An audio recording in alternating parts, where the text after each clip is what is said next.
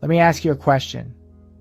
What if I told you the saying, money is the root of all evil, is actually a big misunderstanding?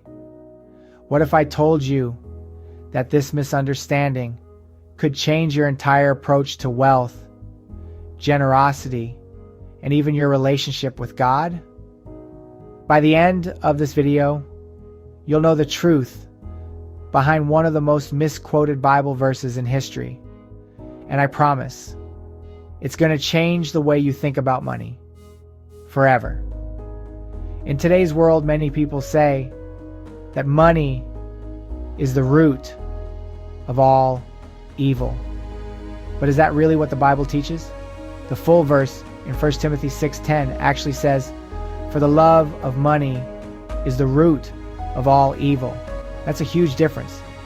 It's not money itself that is the problem, but the love of money, the unhealthy attachment to it. And trust me, understanding this distinction can make a world of difference in how you live and grow spiritually. But what does this mean for you today?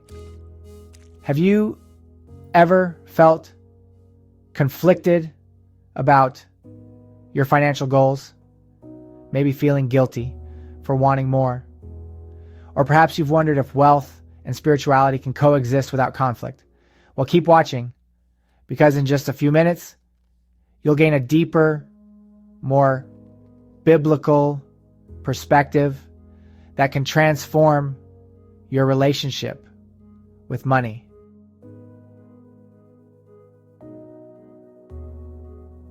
You've likely heard it before. Money is the root of all evil. But what does the Bible actually say? Let me read it for you again. For the love of money is the root of all evil. 1 Timothy 6:10. Notice that subtle difference. It's not money that's evil, it's the love of it.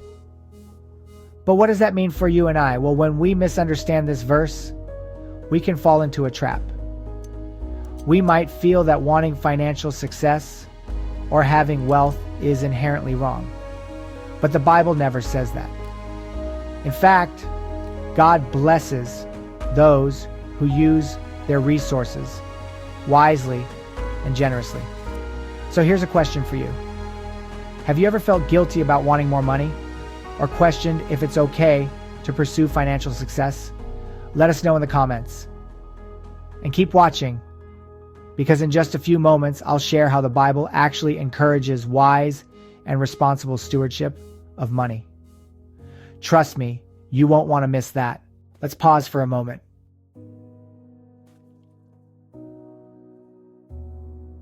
Money itself is neutral.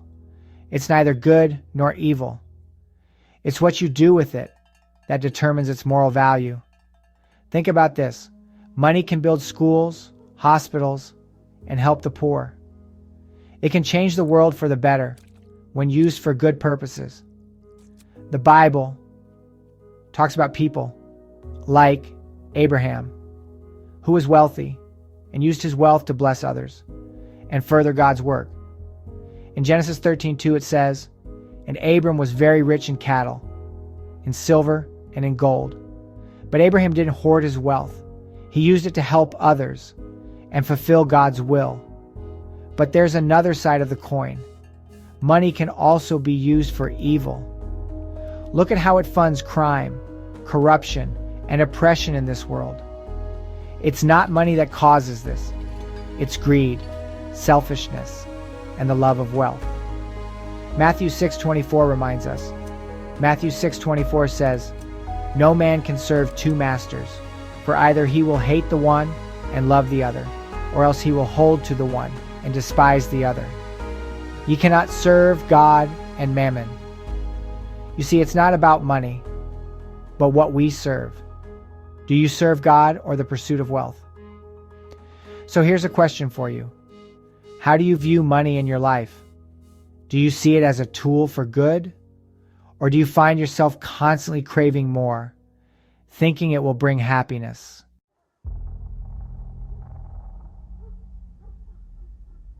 Now let's dive into something really important.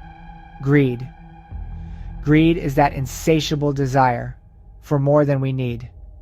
And it's not just personal. It can hurt others too. Remember the story of Judas Iscariot? He betrayed Jesus for 30 pieces of silver. What started as a desire for wealth led to spiritual destruction. 1 Timothy 6:9 warns us, "But they that will be rich fall into temptation and a snare, and into many foolish and hurtful lusts, which drown men in destruction and perdition." That's a serious warning about the dangers of greed. But here's something to think about. When was the last time you asked yourself if your financial goals are being driven by greed, or if you're using what you have to bless others? If you have found value, like, comment below, and consider subscribing.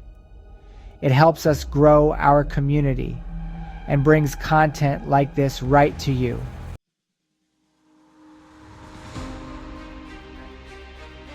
Let's take a closer look at the Bible's perspective on wealth. Does God want us to be rich? And if so, what does that look like? The Bible gives us examples of people who were wealthy and used their wealth wisely. Job, for instance, was a wealthy man, but when he lost everything, he didn't let his wealth define him. In Job 1:21, he said, "The Lord gave, and the Lord hath taken away. Blessed be the name of the Lord."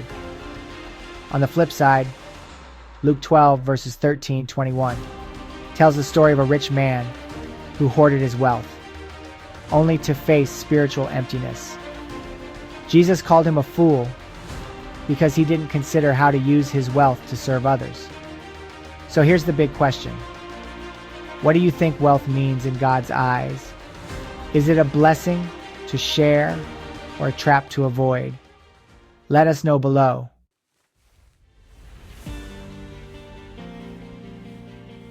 The Bible gives us clear examples of how wealth can be used wisely, like Job, who didn't let his wealth define him, or Abraham, who used his riches to bless others.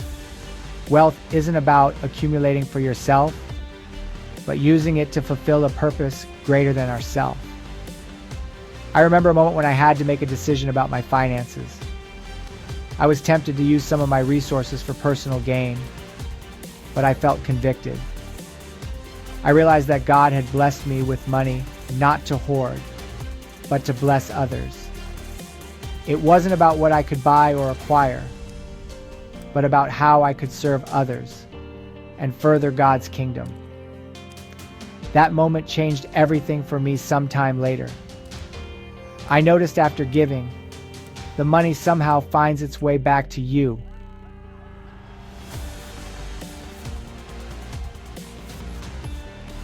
I found out that the value I gave, I got back tenfold.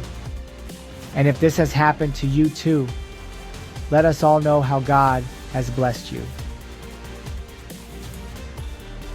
Have you ever read Malachi chapter 3? Well, verse 8 says, "Will a man rob God? Yet ye have robbed me. But ye say, Wherein have we robbed thee? In tithes and offerings. Ye are cursed with a curse, for ye have robbed me, even this whole nation." Do you see how serious this is? And it's not just tithes, but tithes and offerings.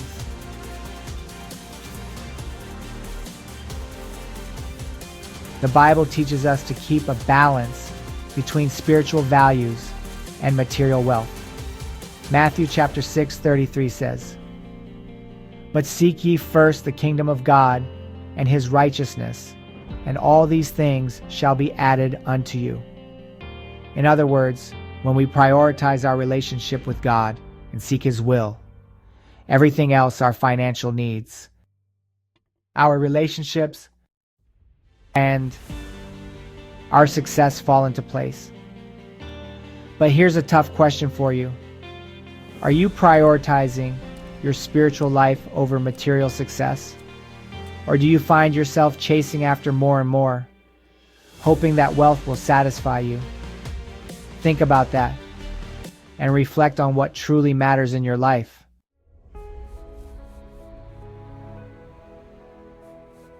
So, it's not money itself, but the love of money is what's dangerous. Money is neutral. It can be used for good or bad. Greed leads us to spiritual corruption and harm. The Bible encourages responsible stewardship of wealth. And finally, balance is key. Seek first the kingdom of God.